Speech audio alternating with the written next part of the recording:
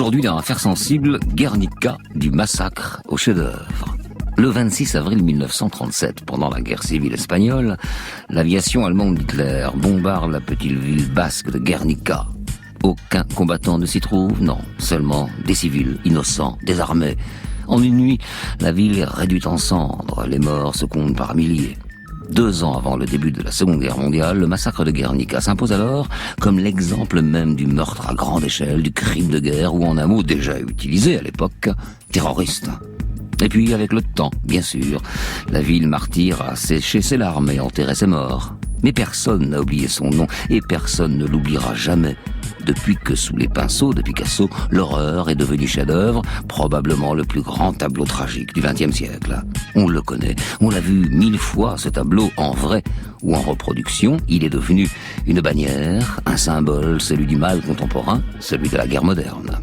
Et s'il faudra vous déplacer à Madrid pour admirer Guernica grandeur nature, vous pouvez dès aujourd'hui aller au musée Picasso de Paris qui lui consacre une grande exposition des dessins préparatoires à sa postérité, et ce jusqu'au 29 juillet.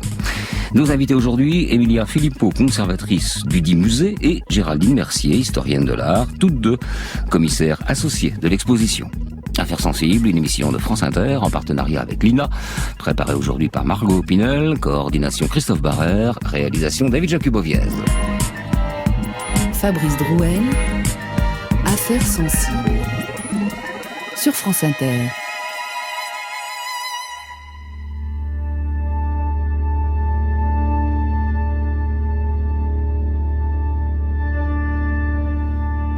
Lundi 26 avril 1937. Séjour de marché à Guernica, petite ville de 6000 habitants située dans la province basque de Biscaye, au nord-est de l'Espagne. Sur la place centrale, bordée de tilleuls en fleurs, villageois, paysans des montagnes alentours et pêcheurs de Berméo profitent des premiers rayons du soleil dans une insouciance qui n'est qu'apparente. Car à une dizaine de kilomètres à peine, les combats font rage.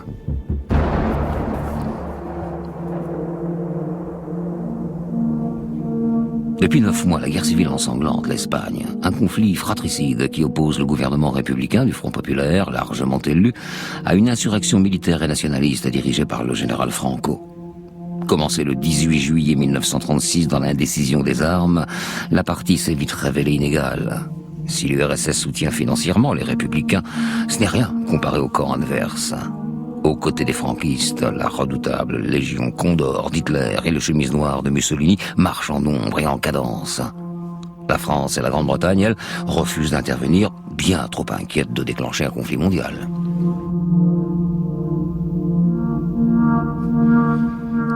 Durant les premiers mois de la guerre, le Pays basque est relativement épargné. Il faut dire que cet affrontement entre rouges et fascistes n'enthousiasme guère les Euscariens.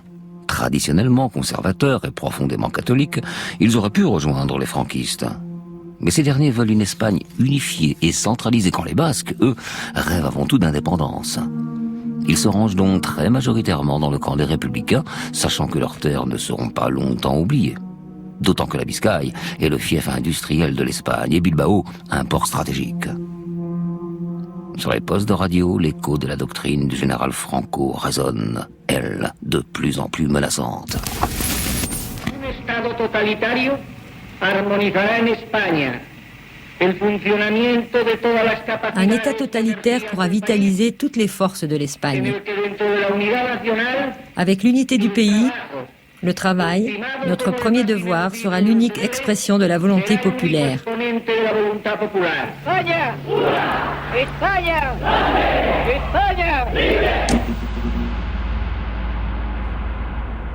Le 31 mars 1937, les franquistes, soit une force de 50 000 hommes menée par le général Molla et appuyée par l'aviation allemande, passent à l'offensive. En quelques heures, la ville de Durango est rayée de la carte. Mal équipés, les combattants basques perdent du terrain tandis que les troupes fascistes continuent leur avancée vers le nord, cap sur Bilbao. Située à mi-chemin, la petite ville de Guernica tremble. Au couvent de Santa Maria, on prie le ciel, mais on prend surtout bien soin de le scruter. 2 religieuses sont en permanence chargées de surveiller et de donner l'alarme en cas d'attaque aérienne.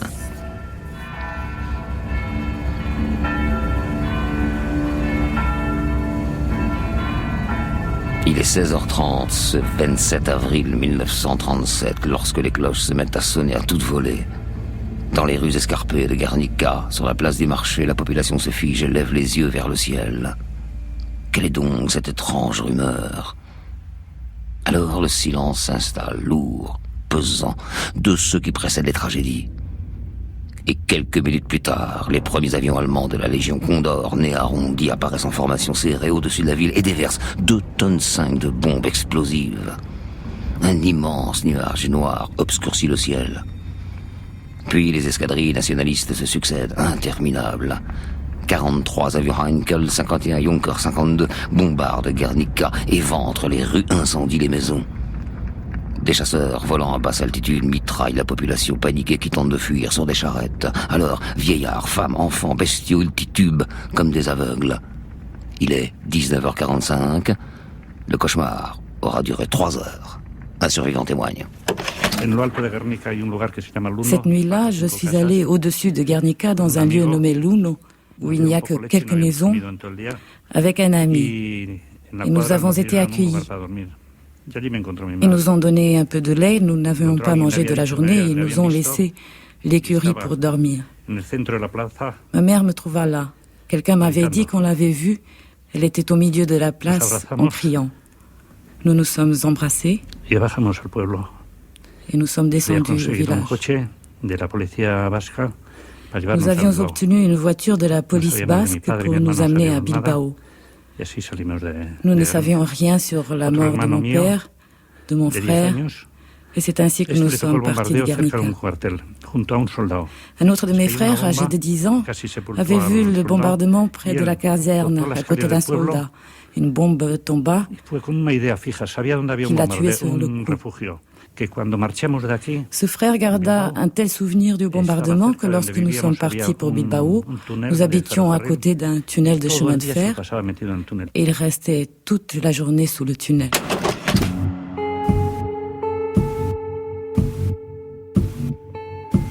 Au total, la Légion Condor, menée par le chef d'état-major Richthofen, largue plus de 50 tonnes de bombes explosives et incendiaires. Pendant 3 jours, Guernica brûle. Les 3/4 de la ville, largement construite en bois, sont détruits. Le nombre de victimes, longtemps sujet à caution, est aujourd'hui admis 1654 morts, 890 blessés. C'est énorme. Concrètement d'ailleurs, tout autant que symboliquement, car c'est le premier anéantissement aérien d'une population civile innocente et désarmée.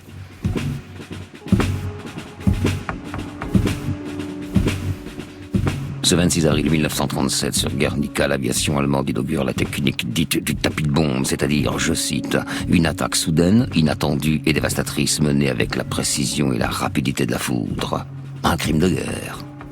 Pour Hitler, la guerre civile espagnole devient alors l'occasion rêvée de perfectionner ses tactiques militaires et de tester sa jeune Luftwaffe. Une sorte de répétition générale, comme l'explique l'historien Serge Sallan, micro de France Culture.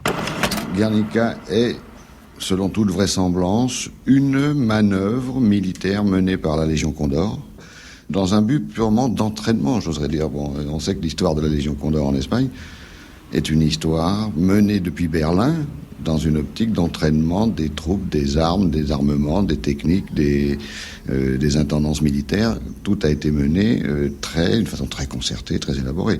Guernica intervient à un moment donné où ce front du Nord est en pleine déconfiture. Le bombardement ne sert à rien. Il ne sert que parce que la Légion Condor, en particulier, met au point un système de bombardement. En Espagne, on a improvisé beaucoup de choses, on a inventé beaucoup de choses. Le bombardement des villes ouvertes, par exemple, aussi, ça s'est fait à Guernica, le bombardement des villes en piqué par les avions en vagues successives. Donc Guernica ne peut pas être compris comme un processus militaire de prise d'une ville, et de mettre au point une technique de bombardement, c'est tout. On va pas plus loin.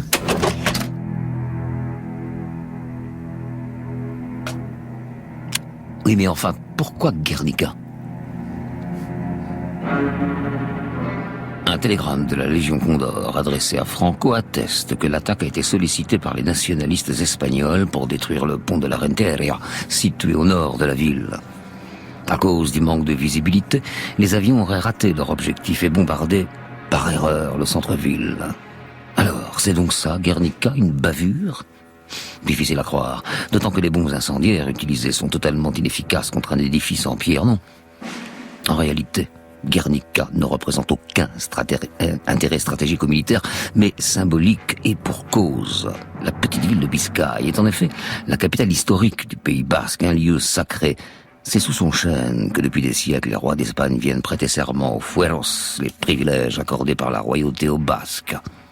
Ironie du sort, l'arbre séculaire est épargné par les flammes.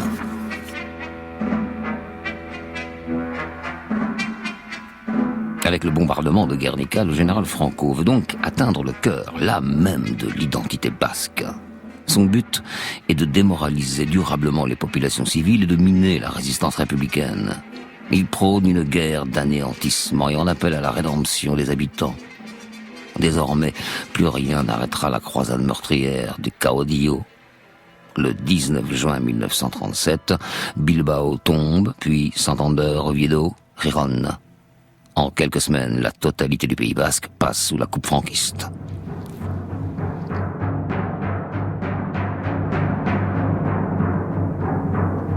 Mais l'histoire a retenu le nom de Guernica, ville martyre, et elle le doit bien sûr à un peintre espagnol célèbre, exilé volontaire à Paris depuis 30 ans.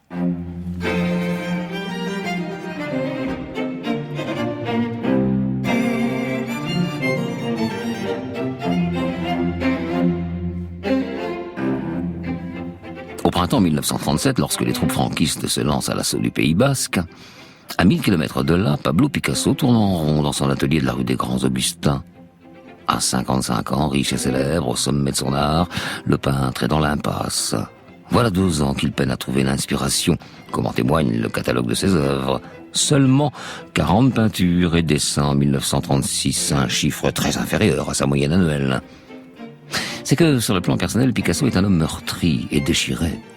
Fidèle à sa réputation de séducteur, il se débat avec 3 femmes. Olga, son épouse, Marie-Thérèse Walter, sa jeune amante avec qui il vient d'avoir un enfant, et la photographe Dora Maar, une passion naissante et dévorante. Le carré amoureux l'oblige alors à des acrobaties permanentes pour maintenir l'une dans le secret de l'autre. C'est dans ce contexte qu'en février 1937, le gouvernement républicain espagnol commande à Picasso une grande fresque destinée à décorer le pavillon d'Espagne lors de l'exposition universelle. Elle doit se tenir cette année-là à Paris sur le thème « Art et technique de la vie moderne ». Bien évidemment, il est laissé au maître une totale liberté de création. Aucun thème, aucune référence, aucune dimension ne lui sont suggérées, encore moins imposées. Tout juste lui indique-t-on que l'exposition doit être inaugurée le 25 mai 1937. Bien, Picasso accepte, reste à retrouver la flamme artistique.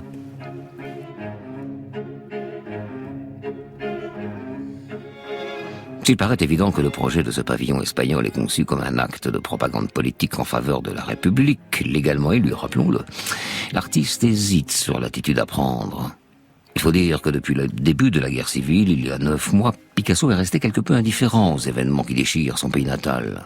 Oh, il a bien fait quelques gravures satiriques du général Franco, mais il ne s'est jamais positionné publiquement, pas même lors de l'exécution du poète espagnol Federico García Lorca.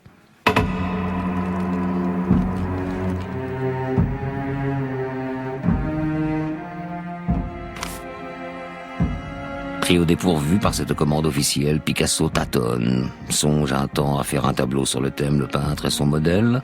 Il procrastine, comme on dirait aujourd'hui. Il en est là. Lorsque le 29 avril 1937, il ouvre le journal et découvre l'horreur. Le bombardement de Guernica, 3 jours auparavant. Dans les pages de l'Humanité, il lit bouleversé le reportage du journaliste anglais George Steer, correspondant pour le Times. Arrivé le soir même du drame, il livre un récit dénué de sensationnalisme, mais accablant pour les franquistes. Extrait. À 2h du matin, quand j'ai visité la ville, le spectacle était terrifiant. Guernica brûlait d'un bout à l'autre. Durant toute la nuit, des maisons s'écroulèrent, au point que les rues étaient encombrées de longs amas de débris rougeoyants, impénétrables. Par son exécution et le degré des destructions perpétrées, autant que par le choix de son objectif, le bombardement de Guernica est sans exemple dans l'histoire. Guernica n'était pas un objectif militaire. Le but était apparemment de terroriser la population civile et de détruire le berceau de la race basque. Le système employé par les appareils de bombardement allemands peut intéresser ceux qui étudient la nouvelle science militaire. Il s'agit, d'abord, d'employer d'énormes bombes pour semer la panique dans la population. Puis, de mitrailler les gens pour les obliger à se réfugier sous terre. Et enfin, de déverser de grosses bombes incendiaires pour démolir les bâtiments qui brûlent alors sur leurs victimes.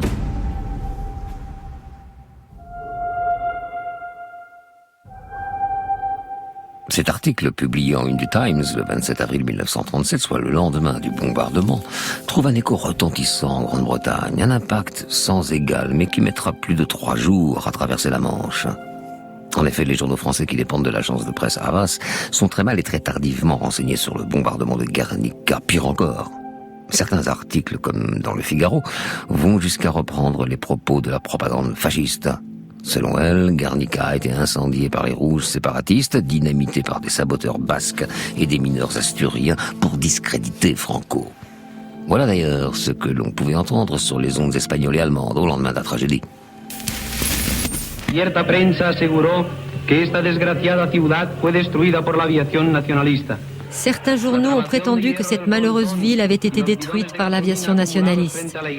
Des bidons d'essence trouvés près de l'église montrent que des groupes d'incendiaires ont dévasté cette ville pittoresque, berceau des droits basques.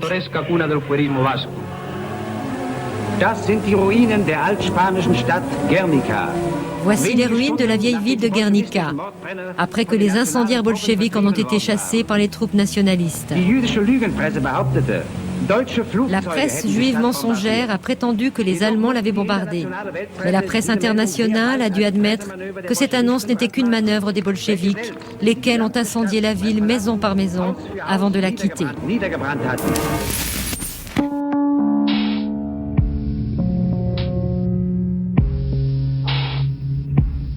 Et pour la très grande majorité du public, les véritables assassins de Guernica ne font aucun doute. Et l'Europe regarde son destin dans le trouble miroir que lui tend l'Espagne. Pour Picasso, c'est un électrochoc. Plus que les mots, ce sont les images qui le bouleversent. En particulier, 3 photos montrant la ville anéantie, publiées à la une de Ce Soir, le quotidien que vient de fonder son ami Louis Aragon. D'un simple coup d'œil, il sait. Sa peinture, destinée au pavillon espagnol de l'exposition universelle de Paris, s'appellera Guernica. La mort si difficile et si facile, pour reprendre les mots du poète Paul Éluard. L'injustice tombe du ciel, il faut à la fois peindre et crier.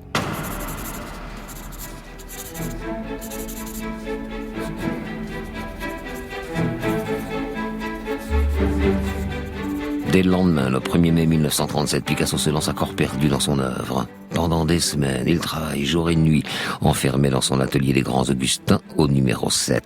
Là où Balzac, un siècle plus tôt, situe l'action de son livre Le chef-d'œuvre inconnu, réflexion sur la mission de l'art. Ne pas copier la nature, mais l'exprimer. Pendant toute cette période de frénésie créatrice, d'investissement total, Picasso reprend à son compte la maxime balzacienne et enchérit « Je ne cherche pas, mais j'attends de trouver ».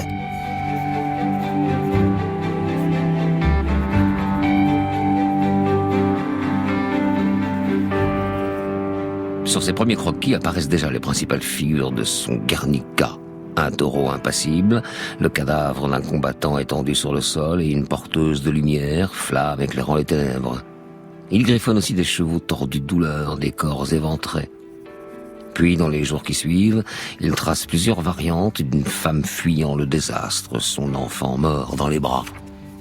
À l'écrivain André Malraux, venu lui rendre visite, il dit « Je voudrais que ces figures montent se placer dans la toile en grimpant comme des cafards. » Au total, sans compter ceux qui ont été perdus ou détruits, ce sont 45 dessins et gouaches jetés passionnément sur le papier.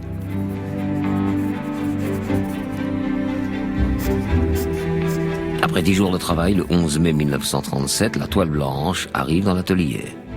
Mais une fois montée sur le châssis, problème, elle est trop grande et pour cause. Le tableau mesure 8 mètres de long sur 3,5 mètres de hauteur. Un projet à la mesure de sa démesure. Picasso est donc obligé de peindre sur une surface légèrement inclinée avec un long pinceau perché sur un escabeau. À ses côtés, appareil photo à la main, sa muse et compagne, Dora Maar. Elle réalise alors le premier reportage photographique sur une œuvre en cours d'exécution. Une dizaine de clichés tirés au fur et à mesure qui ne montrent pas le peintre pris sur le vif, mais plutôt un long processus de création. Dora devient ainsi une confidente privilégiée, unique, comme elle en témoigne des années plus tard au micro de France Culture. Il y a une chose importante, c'est qu'il a dit le taureau, c'est le peuple espagnol. Et alors, il m'a dit le personnage à l'extrême droite, c'est vous. Alors, ce sont les seules explications qu'il ait données. Et je lui ai dit, et l'oiseau, que représente l'oiseau? Alors, il n'a pas répondu. Il n'a rien dit. Il a donné simplement ces deux explications. Donc la femme qui pleure à l'extrême droite, ce serait une représentation... À l'extrême droite, la femme qui tend les bras en l'air... Qui tend les bras, oui. C'est moi. Et la femme qui tient la torche aussi, le profil, si on veut, c'est moi. Et autrement, il n'a donné aucune explication. Ce qui est important, c'est que le taureau, c'est le peuple espagnol. Pendant un peu plus de 3 semaines, sur l'immense toile blanche, la guerre de Picasso prend forme. 7 versions successives se recouvrent les unes les autres. Car le peintre veut quelque chose de neuf, de radical, de définitif. Peu à peu, il élimine symboles et artifices, épure les images d'épouvante. Après quelques hésitations, il abandonne aussi la couleur. Guernica sera noir, gris et blanc, comme les gros titres des quotidiens de l'époque, comme les films d'actualité, comme les photos envoyées d'Espagne par Bellinographe à la trame si contrastée qu'on peine à les déchiffrer. Et le 4 juin 1937, la toile est terminée, monumentale, 27 mètres carrés qui disent tout de la folie des hommes.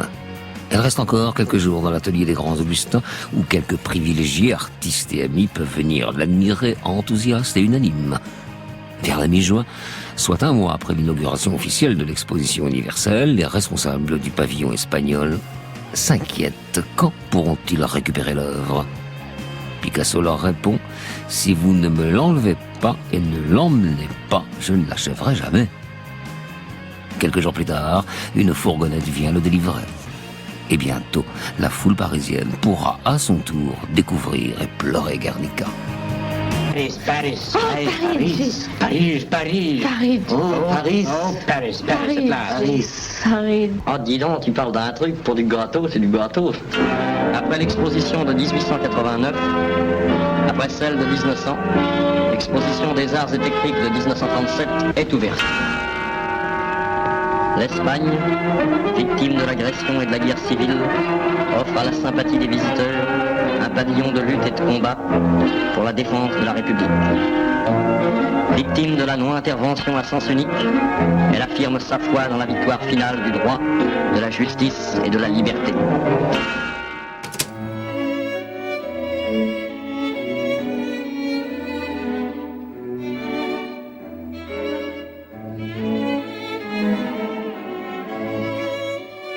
Le 25 mai 1937 s'ouvre l'exposition universelle de Paris sous l'égide du chef du gouvernement, Léon Blum, expo consacrée aux arts et techniques de la vie moderne.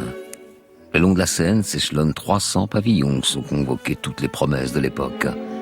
En point d'orgue, le nouveau palais de Chaillot avec sa trouée géniale, son belvédère d'où l'on peut voir le soir venu et admirer les jeux de lumière de la fée électricité.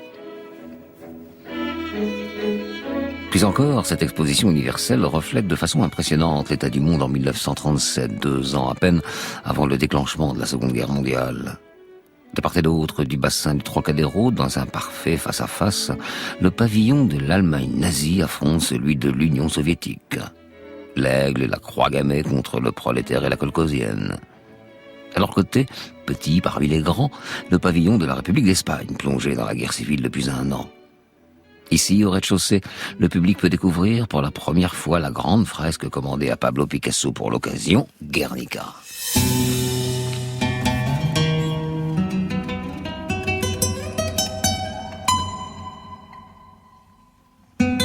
Le tableau est organisé comme un triptyque dont les principales lignes de force forment un triangle. Au milieu se dresse un cheval blessé sous un soleil en forme d'ampoule, une porteuse de lumière et une femme immense qui se traîne hébétée, fascinée par le massacre. À gauche, un taureau impassible, symbole de l'Espagne. Une colombe blessée, un combattant en morceaux gisant sur le sol et une femme s'est rencontrée le cadavre de son enfant, Pietà moderne. Enfin sur le volet droit, une femme hurlante tombant dans les ruines de sa maison incendiée.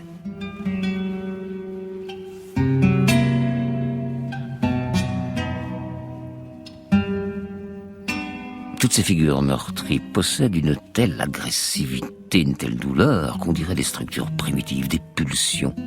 Les corps sont comme métamorphosés par la douleur. Mais on ne voit pas un avion, pas une bombe. Pourtant, si nombreux durant le massacre de Guernica, c'est que Picasso ne peint pas l'horreur, mais l'idée de l'horreur. Son chef-d'œuvre est une déflagration, un cri universel contre la barbarie, comme l'explique le critique d'art Jean-Louis Ferrier.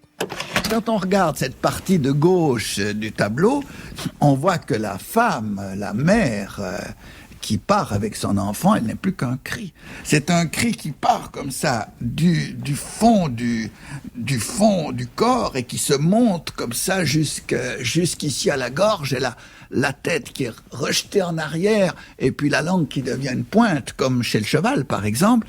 Et je dis ça... eh bien, c'est une image interne, ça n'est pas une image réaliste. Ça n'est pas simplement une femme qui porte son enfant et qui court et qui fuit le massacre. C'est l'expression visuelle d'un sentiment profond qui, dans le cas particulier, est le désespoir.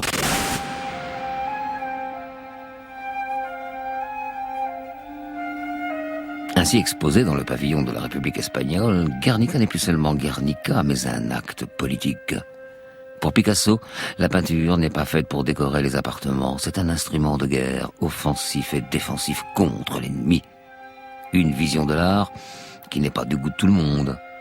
Le tableau provoque en effet de vifs débats. Certains intellectuels français de gauche, notamment communistes, sont choqués par le manque de réalisme de la toile, peu adaptée aux circonstances, disent-ils. Pour eux, l'art doit avant tout éduquer les masses et parler directement au peuple.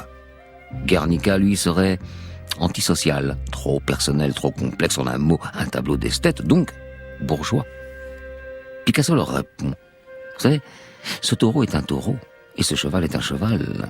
Si vous attribuez une interprétation à certains éléments de mes peintures, il se peut que cela soit tout à fait juste, mais je ne souhaite pas livrer cette interprétation. Face à ces critiques, les éloges sont bien plus nombreux. La foule venue des quatre coins du monde se presse pour voir Guernica, parfois déroutée, jamais indifférente. Le poète Michel Leiris, lui, est bouleversé par quelque chose, dit-il, d'inoubliablement beau. Picasso nous envoie notre lettre de deuil, tout ce que nous aimons va mourir.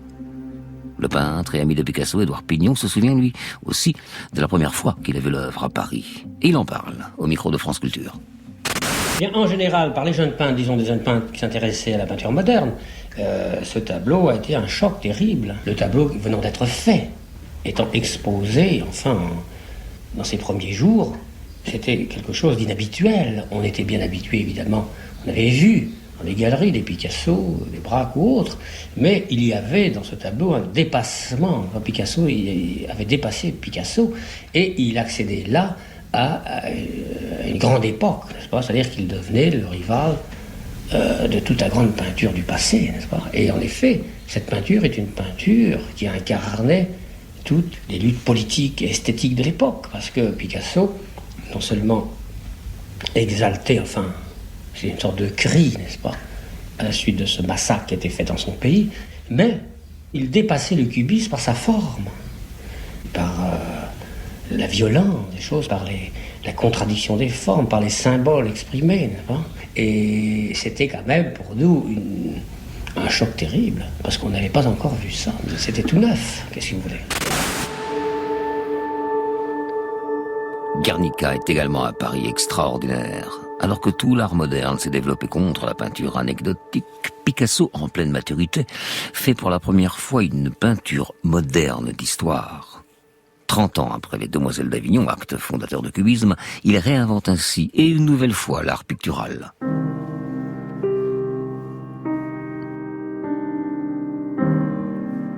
À la fin de l'Expo universelle de Paris, le 25 octobre 1937, Guernica commence un long périple à travers les musées européens dans le but de financer la résistance républicaine espagnole.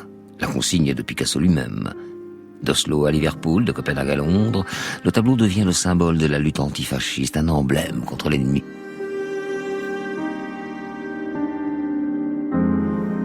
Mais le poids des images est parfois peu de choses face au bruit de la mitraille. L'Espagne n'est plus qu'un grand cimetière sous la lune, pour reprendre le titre du pamphlet de Bernanos. En janvier 1939, les troupes républicaines sont défaites et ne bénéficient plus d'aucune aide de l'Union soviétique. Le 28 mars, les franquistes entrent dans Madrid. 400 000 Espagnols prennent alors le chemin de l'exil et passent la frontière française. Dernier acte, le 1er avril 1939, le général Franco annonce sa victoire. Aujourd'hui, après avoir capturé et désarmé l'armée rouge, les troupes nationalistes ont atteint leur objectif. La guerre est finie. Burgos, 1er avril 1939, année de la victoire.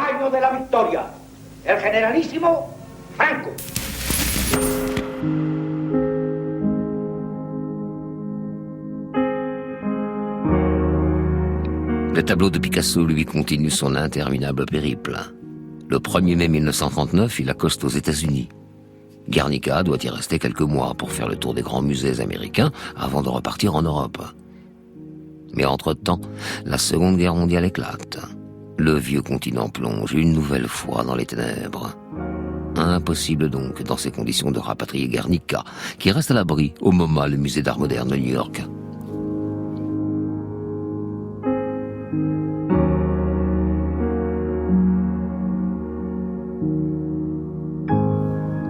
À Paris, pendant l'occupation, l'immense notoriété de Picasso lui procure une relative protection sans lui épargner pour autant les tracasseries. Les officiers de la Kommandantur viennent souvent lui rendre visite dans son atelier des Grands Augustins. À chaque fois, il leur distribue des cartes postales reproduisant Guernica.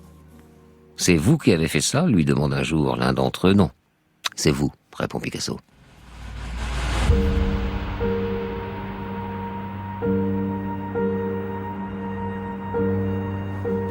Six ans plus tard, en 1945, la guerre est finie, mais l'Espagne continue de vivre sous les ordres de Franco.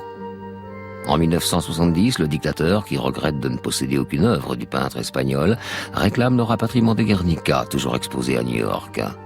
Picasso refuse catégoriquement et l'inscrit même dans son testament. Guernica appartient au peuple espagnol, auquel il ne sera rendu que quand celui-ci aura récupéré les libertés qui lui ont été arrachées. On ne saurait être plus clair. Après la mort de Franco en 1975, le vœu du peintre sera donc exaucé, mais à titre posthume. Pablo Picasso, décédé 2 ans plus tôt, ne verra pas son tableau arriver sur le sol espagnol. C'était le 10 septembre 1981, c'était le dernier exilé à revenir au pays après la guerre civile, dira le ministre de la Culture, Inigo Cavello. Lorsque le long cylindre de 8 mètres de long, entièrement recouvert d'un épais verre antiballe, a été extrait des soutes de l'avion, il y a eu ce matin dans toute l'assistance un moment d'émotion intense, comme s'il s'agissait du cercueil d'un parent ou d'un ami. En fait, c'était presque cela, puisque l'Espagne récupérait avec Guernica le premier témoin de son histoire récente, en même temps que celui de ses passions jamais assouvies. Sur le chemin du musée, juché sur la plateforme arrière d'un camion, entouré d'un essaim de policiers et de troupes spéciales antiterroristes, l'œuvre la plus célèbre et la plus polémique de ce siècle était mieux escortée, si c'est possible, que le roi lui-même, tandis que les hélicoptères suivaient en permanence la progression du convoi, commentés à chaque carrefour et en direct par toutes les radios du pays et les télévisions. À certains moments, des mains se sont tendues pour le salut fasciste, en même temps que jaillissaient quelques insultes.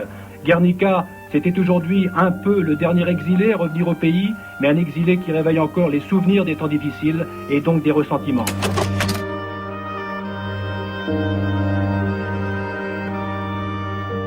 45 ans après sa réalisation, Guernica retrouve donc sa place au musée Reina Sofia de Madrid et n'en bougera plus. Mais aujourd'hui, le tableau n'a plus d'espagnol que l'auteur et son nom, car il est devenu un symbole universel, la guerre de toutes les guerres, la douleur de toutes les douleurs. Car de Coventry à Hiroshima, de Sarajevo à Alep, l'histoire bégait affreusement. Avec son cheval blessé, son taureau impassible, sa mère qui fuit en emportant son enfant mort dans les bras, sa femme happée par une gueule d'enfer, Guernica rejoint notre siècle. C'est un hurlement contre l'abomination, la brutalité et la folie des hommes.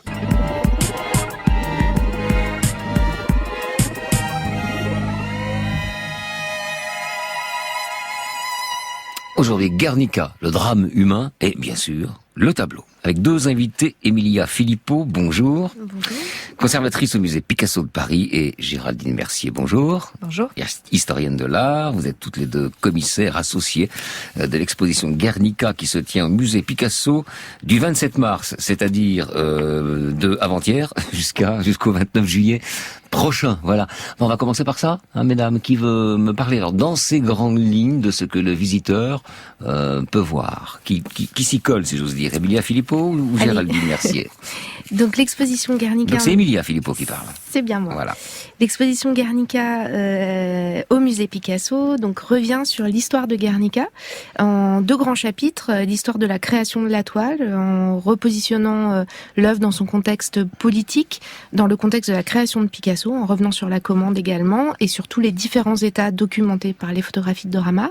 Et puis à l'étage, le second chapitre raconte l'histoire de Guernica une fois que la toile quitte l'atelier des Grands Augustins, et toutes ces pérégrinations à travers le monde, ces récupérations politique ou son influence, en tout cas esthétique, pour les artistes, notamment contemporains, puisque c'est une exposition qui présente aussi beaucoup d'art contemporain. Vous devriez publier notre texte en dessous. On a raconté l'histoire de Guernica. Alors, il est à Madrid, hein, ce tableau. Il n'est pas au Prado, il est au Reina Sofia. Indéplaçable, hein, vous confirmez. Indéplaçable. Tous les tableaux ne sont pas indéplaçables. Celui-là, pourquoi est-il indéplaçable? Qui veut me répondre? Je vais vous proposer la parole comme ça, vous la prenez. Alors peut-être pour le coup, Géraldine Mercier. Oui, tout à fait. Alors Guernica, comme vous l'avez dit au début, est un petit peu c'est un chef-d'œuvre de l'histoire de l'art en général, de l'art du XXe siècle. C'est une œuvre qui a beaucoup voyagé tout au long de sa vie, si je puis dire, depuis 1937, lors de sa première exposition à Paris, et puis ensuite aux États-Unis, en Europe, jusqu'au Brésil. Et en première raison, ce sera pour des raisons de conservation, que la toile ne peut plus bouger, parce qu'elle est trop fragile. C'est une très grande toile, en format monumental, qui est composée de 3 lais, en fait, de toile. Et puis ensuite, c'est aussi un symbole esthétique très important, et un symbole politique pour l'Espagne. Au moment de sa restitution, comme on dit, ou de son arrivée en Espagne en 1980, elle est arrivée à Madrid, mais plusieurs villes se disputaient pour pouvoir récupérer le chef-d'œuvre chez elle, à savoir Barcelone, puisque elle accueille le musée Picasso de Barcelone, la propre ville de Guernica et Madrid. Bien sûr. Alors, je conseille à nos auditeurs, pas ceux qui sont en voiture, hein, c'est compliqué, c'est même interdit, mais qui sont chez eux, je sais pas, d'allumer leur ordinateur, de se mettre sur Google, faire Guernica images, comme ça. Pendant qu'on va parler, parce qu'après tout, on ne le connaît pas forcément par cœur, le tableau, vous l'aurez devant les yeux. Vous allez voir, ça va vous rendre service, que je voudrais qu'on revienne sur 4 ou 5, non pas des détails, hein. Ce serait terrible de dire ça, ce sont des figures très importantes. On l'a dit, le taureau, la photographe l'a dit, hein, l'a confirmé, le taureau, c'est le peuple espagnol. Le cheval agonisant, on peut revenir sur le cheval agonisant qui veut m'en parler? On peut revenir sur tous les figures, les personnages de cette grande toile. Alors, le taureau, c'est vrai que Doramar dit que c'est le peuple espagnol, elle rapporte des propos de Picasso. Picasso dit aussi plus tard, le taureau est un taureau, le cheval est un cheval. Oui. Et en réalité, l'interprétation de cette œuvre demeure complètement ouverte, puisque ce qu'on essaye de montrer aussi dans l'exposition, c'est comment ces motifs, en fait, Picasso va les récupérer d'un répertoire qui est le sien. Et évidemment, le taureau et le cheval sont extraits de la corrida, qui est un thème ô combien espagnol.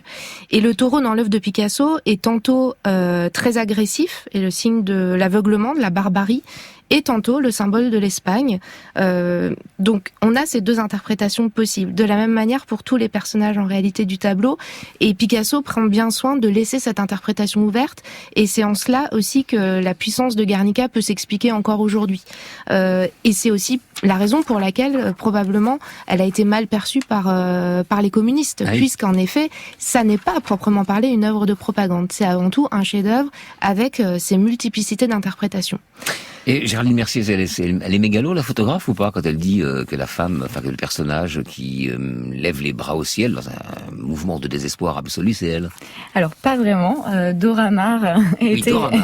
Dora Maar, pour remettre son nom quand même. Oui. Photographe qui était amante de Picasso, qu'il venait de rencontrer quelque temps avant la création de Guernica. Donc, comme on l'a signalé tout à l'heure, c'est la première fois que Picasso va accepter une intrusion vraiment dans son processus créatif au moment où il est en train de peindre Guernica et d'être accepté d'être photographié à chaque étape de sa composition. On l'a dit précédemment, Picasso s'inspirait surtout pour les traits féminins de sa compagne Marie-Thérèse, mère de la petite Maya. Et puis, avec Guernica, la figure de Dora Maar va devenir beaucoup plus présente dans l'œuvre de Picasso, et notamment après Guernica, dans la série des femmes qui pleurent, où Picasso reprend le personnage de la partie gauche de l'œuvre de la femme qui tient son enfant mort dans les bras. Et donc, sur toute cette série des femmes qui pleurent, ce sont des traits très anguleux, très acérés, qui font immédiatement référence à Dora Maar. Vraiment. Bien, bah, comme ça c'est dit, elle était pas mégalo, ce qu'elle dit est vrai. Alors, Guernica nous renseigne, alors Géraldine Mercier, vous avez gardé la parole sur cette question-là, en tout cas, Guernica nous renseigne aussi sur l'engagement politique de Picasso. Nous l'avons dit d'ailleurs, hein, il ne s'était pas réellement, tout du moins publiquement, engagé en faveur des républicains au début de la guerre civile espagnole. Donc ça veut dire que le bombardement de Guernica, j'imagine, a été un tournant. Quel était l'engagement politique de Picasso? Alors, dans le dossier des renseignements généraux de Picasso, il est fait état de ses sympathies anarchistes pendant sa jeunesse à Barcelone, au tournant entre le 19e siècle, enfin à la fin du 19e siècle, début du 20e siècle. Et puis, pendant 30 ans, il n'y a aucune preuve d'un quelconque engagement politique dans l'œuvre de Picasso, ni même une prise de position publique, etc. Et puis, il va recevoir la commande par le gouvernement du Front populaire français pour le rideau du 14 juillet. Et dans les esquisses qu'on présente également, dans une esquisse qu'on présente dans l'exposition, Picasso... pour symboliser la prise de la Bastille, va commencer à dessiner le motif du bras levé, motif de résistance. On va retrouver également ce dessin dans les esquisses, la première série d'esquisses préparatoires pour Guernica, enfin pour ce qui va devenir Guernica, donc sur le thème de l'atelier du peintre et son modèle. La dernière esquisse datée du 19 avril, on retrouve ce motif du bras levé. Et le 19 avril paraît dans la presse, sur le journal Paris Soir, l'annonce de la non-intervention de la France et de l'Angleterre dans le conflit espagnol. Et Picasso dessine une nouvelle fois ce motif de bras levé sur cette page de journal. Donc on sent que l'engagement politique de Picasso est sous-jacent, mais bien évidemment qu'il se révèle avec Guernica. Bien sûr, on va écouter maintenant Pablo Picasso évoquer brièvement Guernica. Alors, la voix de Picasso, c'est une voix rare dans les médias, d'où son intérêt. L'enregistrement date du 21 octobre 1966 dans l'émission Panorama de l'ORTF. Est-ce que, si vous deviez choisir vous-même l'époque, la peinture, la toile qui devrait vous survivre, quelle serait cette toile, quelle serait cette période? Je ne sais pas, c'est difficile. C'est fait avec des intentions tellement du moment, de l'époque et de l'état dans lequel tout le monde et moi nous nous trouvons, que c'est très difficile. Au moment de Guernica, j'ai fait Guernica, n'est-ce pas? Parce que c'était une grande catastrophe, même le commencement de beaucoup d'autres que nous avons suivis, n'est-ce pas? Mais enfin, c'est comme ça. C'est personnel, n'est-ce pas? Au fond, sont des mémoires qu'on s'écrit soi-même, des cahiers, Vous êtes extraordinairement jeune, Pablo Picasso. Est-ce que vous pensez quelquefois... Vous savez mon âge. Mais peut-être que c'est une âge jeune. Bon, Emilia Filippo, qu'est-ce que ça vous inspire? Alors, c'est cette sorte de modestie, souvent qu'on trouve chez les génies, hein. Oui, c'est la marque des grands hommes.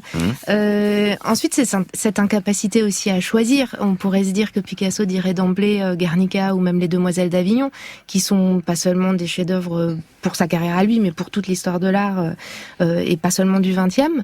Mais c'est vrai que c'est cette incapacité à choisir. Et par contre, vous parliez de l'exposition tout à l'heure. Alors c'est vrai que Guernica, l'original, n'est pas dans l'exposition puisqu'elle est à Madrid.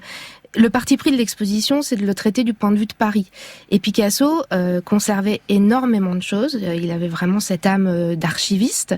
Nous avons 200 000 pièces d'archives au musée Picasso et une quantité d'archives consacrées à beaucoup de ses œuvres, mais entre autres à Guernica. Et il a gardé un lien très particulier à cette œuvre. Il s'est lui-même exposé pour la faire voyager dans le monde. Il a insisté, on a dans les courriers qu'il envoie au directeur du Museum of Modern Art de New York, personnellement demandé l'envoi de Guernica de Milan à Sao Paulo avec cette volonté de diffuser son chef-d'œuvre en Amérique latine, donc de lui donner une résonance mondiale importante. Et sans doute, Guernica occupe dans sa création une place bien particulière. C'est une des très rares peintures explicitement politiques de son parcours, avec un engagement et une prise de position affirmée. Le choix du noir et blanc, alors on va pas demander si c'était un choix pertinent ou pas, parce qu'on a juste à se prosterner devant ça. Voilà, il a fait forcément le bon choix. Mais qu'est-ce que vous en pensez de ce choix du noir et blanc? Ça aurait pu être en couleur, cette affaire-là. Ça aurait pu être en couleur, et semble-t-il, la première idée de Picasso était de travailler en couleur, puisque dans les esquisses et les 45 esquisses qu'on voit, c'est des couleurs très contrastées, très vives, très acides, qui disparaissent complètement. Pas tout de suite, puisque dans le cours d'élaboration de la toile documentée par les photographies de Dora-Maar, on voit bien présent des morceaux de papier peint décoratif découpés, épinglés sur la toile, donc dans la tradition des papiers collés. Donc on revient encore au cubisme. Et ces papiers peints décoratifs colorés, finalement, Picasso va les supprimer. Et il va les supprimer sans doute parce qu'ils apportent un côté décoratif, parce qu'ils apportent de la couleur, et que probablement alerté, ou en tout cas pouvant vérifier l'avancée de son travail par les photographies de Dora-Maar qu'il voit en noir et blanc, il est habitué à voir sa toile en noir et blanc et à mesurer tout l'impact que cette monochromie peut lui apporter. Et sans doute aussi conscient de l'importante reproduction de son œuvre, puisque, vous le disiez également dans le reportage, l'œuvre va être tirée en une édition de carte postale qui va diffuser largement et va avoir cette audience aussi par sa reproduction. Géraldine Mercier, la toile a été restituée à l'Espagne en 81, donc après un long exil. Et quelle était la place de Picasso dans l'Espagne franquiste? C'était la figure alors pour le pouvoir, la figure subversive, et pour le peuple, il était qui? Alors pour les artistes qui étaient anti-franquistes, c'était le symbole ultime de la résistance. Oui.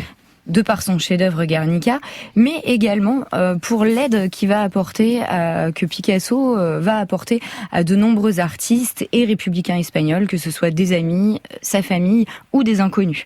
Et donc le symbole de Guernica va être présent dans toutes les mémoires. Pendant la dictature, quand on rentrait chez quelqu'un, on savait de quel bord politique ils étaient en fonction de la présence ou non d'une reproduction de Guernica dans l'appartement. Vous savez si on faisait demi-tour ou pas. Oui. Et donc c'est pour montrer la puissance de cette œuvre auprès de la population espagnole sous la dictature. Et Picasso va également s'engager auprès des artistes et des prisonniers politiques dans les années 50-60, au moment où la dictature et le gouvernement de Franco commencent à s'ouvrir beaucoup plus à la scène internationale, en signant des traités avec les États-Unis, à essayer de prendre vraiment une place sur la scène internationale.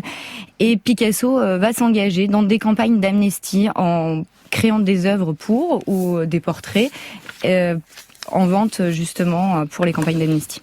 Et en vous écoutant en parler attentivement, bien sûr, j'ai jeté un œil sur la pendule qui m'indique, figurez-vous, mesdames, que c'est fini. C'est dommage, hein? Enfin bon, on a une heure, on n'a pas plus. Merci infiniment à toutes les deux, Géraldine Mercier et Mia Philippot, et j'encourage donc à nos auditeurs à se rendre au musée Picasso, bien sûr, pour aller visiter tout l'itinéraire, le processus de création de cet immense tableau qu'était Guernica. Merci, au revoir.